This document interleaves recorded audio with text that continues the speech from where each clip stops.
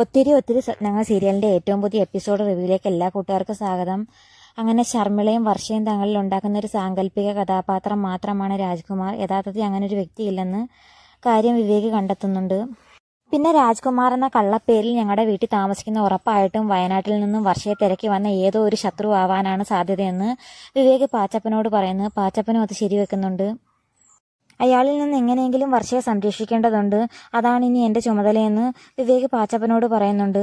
വീട്ടിലെത്തിയ വിവേക് കാണുന്നത് ധനപാലൻ വർഷയുടെ ഗ്രഹനില പരിശോധിക്കുന്നതായിട്ടാണ്. അന്നേരം വിവേക് ചിന്തിക്കുന്നത് മിക്കവാറും വസുന്ധര ആൻറ്റി പറഞ്ഞിട്ടുണ്ടായിരിക്കും രാഹുലിൻ്റെയും വർഷയുടെയും വിവാഹത്തിനുള്ള സമയം നോക്കുമായിരിക്കുമെന്നാണ് വിവേക് തെറ്റിദ്ധരിക്കുന്നത്. അന്നേരം വിവേക് പറയുകയും ചെയ്യുന്നുണ്ട് അങ്ങനെ ഗ്രഹനില നോക്കേണ്ട കാര്യമൊന്നുമില്ലെന്ന് പറയുമ്പം ധനപാലൻ പറയുന്നു, നീ എന്തോ ഈ പറയുന്നത്? ഞാൻ വർഷയുടെ ദീർഘായുസിൻ്റെ കാര്യം പരിശോധിക്കുകയാണ്. ഈ ഗ്രഹനിലയിൽ കാണുന്നത് അവൾക്ക് ദീർഘായുസുണ്ടെന്നാ, പിന്നെ ഇതെങ്ങനെ സംഭവിച്ചെന്ന് ധനപാലൻ പറയുന്ന സമയത്ത് വിവേക് ചോദിക്കുന്നുണ്ട്, ഈ ഗ്രഹനില ഇപ്പോൾ എവിടെ നിന്ന് കിട്ടിയെന്ന് ചോദിക്കുമ്പം പറയുന്നുണ്ട്, രാജ്കുമാർ സാറ് അപ്പുറത്ത് ഡാൻസ് വില്ലിൽ പോയിട്ട് വന്നപ്പം വർഷയുടെ ഗ്രഹനില കൊണ്ടുവന്നതാണ്, അങ്ങനെ നോക്കുവാന്ന് പറയുമ്പം അയാൾ എന്തിനാ അവിടെ പോയെന്ന് ചോദിക്കുകയും ചെയ്യുന്നുണ്ട് വിവേക്. അന്നേരം പറയുന്നുണ്ട്, വർഷയ്ക്ക് രാജ്കുമാർ സാറെന്ന് പറഞ്ഞാൽ ഒരു അച്ഛനെ പോലെയുള്ള സ്നേഹവും ബഹുമാനമാണ്. മാമ എന്ന് വിളിച്ചു കഴിഞ്ഞാൽ തികച്ച് വിളിക്കത്തില്ലെന്നൊക്കെ ധനപാലൻ വിവേകിനോട് പറയുന്നുണ്ട്. അന്നേരം വിവേക് ചിന്തിക്കുന്നുണ്ട്, യഥാർത്ഥത്തിൽ ശർമിള തന്നെയാണ് രാജ്കുമാർ, പിന്നെ ഇത് ആരാണെന്ന് വർഷയും ഇയാളും തമ്മിലുള്ള ബന്ധം എന്താണെന്നൊക്കെ ചിന്തിക്കുന്നുണ്ട്. സമയത്ത് ചന്ദ്രദാസ് ആണെങ്കിൽ പണ്ടുള്ള ഓരോ കാര്യങ്ങൾ അഞ്ജുവിനോടും അഭിരാമിയോടും പറയുന്ന സമയത്ത് അഞ്ജു പരാതി പറയുന്നുണ്ട്, ഇത്രയും വലിയൊരു ജേർണലിസ്റ്റ് സുഹൃത്തായിട്ടുണ്ടെന്ന കാര്യം മുമ്പേ നീ പറയാഞ്ഞ എന്താ? ഇത്രയും വലിയൊരു സുഹൃത്തുണ്ടായിട്ടാണോ ആ രണ്ടാനച്ഛനായ രാഘവനും പടുകളവനായ ചന്ദ്രദാസും നിന്നെ ദ്രോഹിച്ചുകൊണ്ടിരുന്നതെന്ന് ചോദിക്കുമ്പം വർഷ പറയുന്നുണ്ട്, ആ പടുകളവനെ തലയിൽ ഇടുത്തി വീഴുമെന്നൊക്കെ വർഷ പറയുന്ന സമയത്ത് ചന്ദ്രദാസ് പറയുന്നുണ്ട്, അങ്ങനെ സംഭവിച്ചു കഴിഞ്ഞാൽ നാരായണി ചേച്ചി എന്ത് ചെയ്യുമെന്ന് ചോദിക്കുമ്പോൾ എല്ലാവരും ചോദിക്കുന്നുണ്ട്, ഈ നാരായണി ആരാണെന്ന്. അന്നേരം വർഷ പറയുന്നുണ്ട്, നാരായണി ചേച്ചി ഈ പടുകളവനായ ചന്ദ്രദാസിൻ്റെ കാമുകിയായിരുന്നു, ഇപ്പോൾ അയാൾ അവരെ കളഞ്ഞിട്ടാണ് വർഷയുടെ പിന്നാലെ നടക്കുന്നതെന്ന മട്ടിന് പറയുമ്പം ചന്ദ്രദാസ് പറയാൻ പറ്റാതെ നോക്കിയിരിക്കുന്ന സമയത്ത് അഞ്ജു പറയുന്നുണ്ട്, എന്നാൽ അവരെ എങ്ങനെയെങ്കിലും കണ്ടെത്തി ഇവരെ തങ്ങളിൽ കല്യാണം കഴിപ്പിക്കണമെന്ന് പറയുമ്പം വർഷ പറയുന്നുണ്ട്, നാരായണി ചേച്ചി വെറും ഒരു പാവപ്പെട്ട സ്ത്രീയായിരുന്നു, അവരെ ഇയാളോട് കല്യാണം കഴിച്ചു കഴിഞ്ഞാൽ ഒരിക്കലും ശരിയാവില്ലെന്ന മട്ടിന് വർഷ പറയുന്നുണ്ട്. സമയത്ത് വിവേക് ചന്ദ്രദാസിൻ്റെ മുറിയിൽ കയറി ഓരോ സാധനങ്ങൾ അരിക്കുന്നുണ്ട്. വന്നിരിക്കുന്ന ആരാണെന്ന് കണ്ടെത്താൻ അങ്ങനെ ഒരു ഡ്രൈവിംഗ് ലൈസൻസ് കിട്ടുന്നുണ്ട്. അതിൽ നിന്ന് പേര് കണ്ടപ്പം മനസ്സിലായി ഇത് ചന്ദ്രദാസ് എന്ന് പേരുള്ള ഒരു വ്യക്തിയാണെന്ന കാര്യം വിവേകിന് മനസ്സിലാവുന്നുണ്ട്. പെട്ടെന്ന് അപ്പുറത്തെ വീട്ടിൽ നിന്നൊരു ബഹളവും സൗണ്ടും കേട്ട് വിവേക് അങ്ങോട്ട് ഓടി ചെല്ലുന്നുണ്ട്.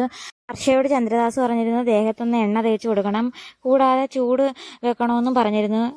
വർഷ അയാളുടെ ശല്യം കൂടി വന്നു കഴിഞ്ഞപ്പം ചൂടുവെള്ളം കോരി അയാളുടെ പുറത്തൊഴിക്കുന്നു. പൊള്ളലേറ്റ് അയാൾ കരഞ്ഞുകൊണ്ട് ഓടുന്ന സമയത്ത് വിവേക് കയറി വരുന്നത് ഒരുമിച്ചായിരുന്നു. വിവേക് ചോദിക്കുന്നുണ്ട്, എന്ത് പറ്റിയെന്ന് ചോദിക്കുമ്പം ഒന്നുമില്ലെന്ന് ചന്ദ്രദാസ് പറയുന്നുണ്ട്. അന്നേരം വർഷ അവിടെ നിന്ന് മേളിൽ നിന്ന് ഇറങ്ങി വന്നിട്ട് പറയുന്നുണ്ട്, രണ്ടാനച്ഛൻ നാരായണി ചേച്ചിയെ കൊല്ലുന്നതിന് മുമ്പ് തന്നെ ഞാൻ നിങ്ങളെ കൊല്ലുമെന്ന് പറയുന്നത് വിവേക് കേൾക്കുന്നുണ്ട്. വിവേക് എല്ലാം കേട്ടെന്ന് മനസ്സിലായ വർഷ ഒന്നും മിണ്ടാതെ നിൽക്കുന്നുണ്ട്. ആ സമയത്ത് അഞ്ജു ഓടി വന്ന് ചോദിക്കുന്നുണ്ട്, ഇവിടെ എന്ത് പറ്റി, ഇവിടെ ആരാണ് കരഞ്ഞതെന്ന് ചോദിക്കുന്നുണ്ട്. അന്നേരം വർഷ പറയുന്നുണ്ട്, ചൂട് കൊടുത്തത് കൂടിപ്പോയി അതുകൊണ്ട്. അന്നേരം വിവേക് പറയുന്നുണ്ട്, ഇനി ഈ ഇടയ്ക്കൊന്നും ചൂട് വെക്കേണ്ടതായി വരുമെന്ന് തോന്നുന്നില്ല. അന്നേരം രാജ്കുമാർ പറയുന്നുണ്ട്, എനിക്ക് വർഷയോടെ ചില പ്രധാന കാര്യങ്ങൾ പറയാനുണ്ടെന്ന് പറയുമ്പോൾ വിവേക് പറയുന്നുണ്ട്, തൽക്കാലം ഇനി പ്രധാന കാര്യങ്ങളൊന്നും പറയണ്ട, അവർക്കൊക്കെ ജോലിക്ക് പോകണം എന്ന് പറയുമ്പം ചന്ദ്രദാസ് പറയുന്നുണ്ട്, ഇനി വർഷ കുറച്ച് ദിവസത്തേക്ക് ജോലിക്ക് പോകുന്നില്ല, ഞങ്ങൾക്ക് പ്രധാനപ്പെട്ട ഡോക്യുമെന്റ്സിന്റെ കാര്യമൊക്കെ ചർച്ച ചെയ്യാനുണ്ടെന്ന് പറയുമ്പോൾ വർഷ പറയുന്നുണ്ട്, എനിക്ക് ജോലിക്ക് പോകണമെന്ന്. അന്നേരം വിവേക് പറയുന്നുണ്ട്, അവർ ജോലിക്ക് പോട്ടെ, അങ്കിളിന് കമ്പനിയാണ് വേണ്ടുന്നെങ്കിൽ അവിടെ അച്ഛൻ ഒരു പണിയില്ലാതിരിപ്പുണ്ട്, അച്ഛനോട് സംസാരിക്കാം. പിന്നെ പ്രധാനപ്പെട്ട ഡോക്യുമെന്റ്സിന്റെ കാര്യങ്ങളാണോ ആണെങ്കിൽ അത് അമ്മയുണ്ട്, അമ്മയോട് സംസാരിക്കാമെന്ന് പറഞ്ഞ് വിവേക് ചന്ദ്രദാസിനെ വിളിച്ചുകൊണ്ട് പോകുന്നുണ്ട്. എന്നിട്ട് ചന്ദ്രദാസിന്റെ കഴുത്ത് പിടിച്ച് ഞെരിക്കുന്നുണ്ട്. എന്നിട്ട് വിവേക് പറയുന്നുണ്ട്, ഞാൻ സ്നേഹം വന്നാൽ എങ്ങനെയാണ് എന്ന് പറയുന്ന സമയത്ത് ചന്ദ്രദാസ് ചിന്തിക്കുന്നുണ്ട്, ഇനി ഇവൻ എന്നെ മനസ്സിലായോ എന്നൊരു സംശയം ചന്ദ്രദാസിനുണ്ടും താനും. അതുകൊണ്ട് എത്രയും പെട്ടെന്ന് ഇവിടെ നിന്ന് വർഷയെ കൊണ്ടുപോകണമെന്ന് മനസ്സിൽ ചിന്തിക്കുകയും ചെയ്യുന്നുണ്ട്.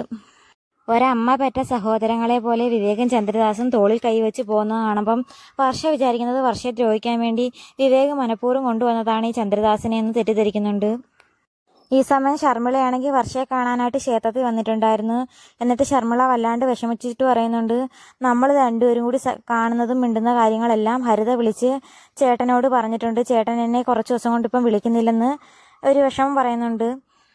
എന്നിട്ട് ശർമിള ചോദിക്കുന്നുണ്ട്, രാജ്കുമാറിനെ കണ്ടായിരുന്നു, അത് ആരാണെന്ന് ചോദിക്കുമ്പം വർഷ പറയുന്നുണ്ട്, ഞാൻ മുന്നേ പറഞ്ഞിട്ടില്ലായിരുന്നു എന്നെ കല്യാണം കഴിക്കാനായിട്ട് നടക്കുന്ന കിളവൻ ചന്ദ്രദാസ് അയാളാണ് എന്നെ വയനാട്ടിൽ നിന്ന് രക്ഷപ്പെടാൻ സഹായിച്ച നാരായണി എന്ന പേരുള്ള ഒരു അമ്മയെ എൻ്റെ രണ്ടാനച്ഛനും ഇയാളും കൂടി തടവിലാക്കി വെച്ചേക്കുവാണ്.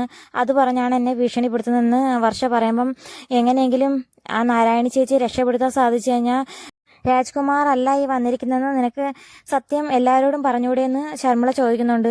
എന്നാൽ നമുക്ക് എത്രയും പെട്ടെന്ന് രാഹുലിനോട് പറഞ്ഞ് എന്തെങ്കിലും തീരുമാനം ഉണ്ടാക്കുന്ന ശർമിള പറയുന്നത് ഇതെല്ലാം വിവേക് ഒളിഞ്ഞെന്ന് കേൾക്കുകയും ചെയ്യുന്നുണ്ട്. അന്നേരം വിവേക് ചിന്തിക്കുന്നുണ്ട് നാരായണി ചേച്ചിയുടെ കാര്യം ഞാൻ നോക്കിക്കോളാന്ന് മനസ്സ് ചിന്തിക്കുന്നുണ്ട്. ആ സമയത്ത് വർഷ പറയുന്നുണ്ട് നാരായണി ചേച്ചി സേഫായിട്ട് കിട്ടിക്കഴിഞ്ഞാൽ അയാളെ അടിച്ചു പുറത്താക്കുന്ന കാര്യം ഞാൻ നോക്കിക്കോളാം, അത് നീ എങ്ങനെ ചെയ്യുമെന്ന് ശർമിള ചോദിക്കുമ്പം അന്നേരം വർഷ പറയുന്നുണ്ട് രാജ്കുമാറാന്ന് പറഞ്ഞ് ഈ ചന്ദ്രദാസിനെ വിക്രമനെയും കൊണ്ട് പരിചയപ്പെടുത്തി കഴിഞ്ഞാൽ അയാൾ നോക്കിക്കോളൂ ഇയാളുടെ കാര്യമെന്ന് പറയുമ്പം ശർമിള പറയുന്നുണ്ട് ഞാൻ എന്തായാലും എന്നെ കണ്ടെത്തിയത് ഒട്ടും തെറ്റായില്ലെന്ന് എനിക്കിപ്പം ബോധ്യമായെന്ന് പറഞ്ഞുകൊണ്ട് വർഷ അഭിനന്ദിക്കുന്നുണ്ട്.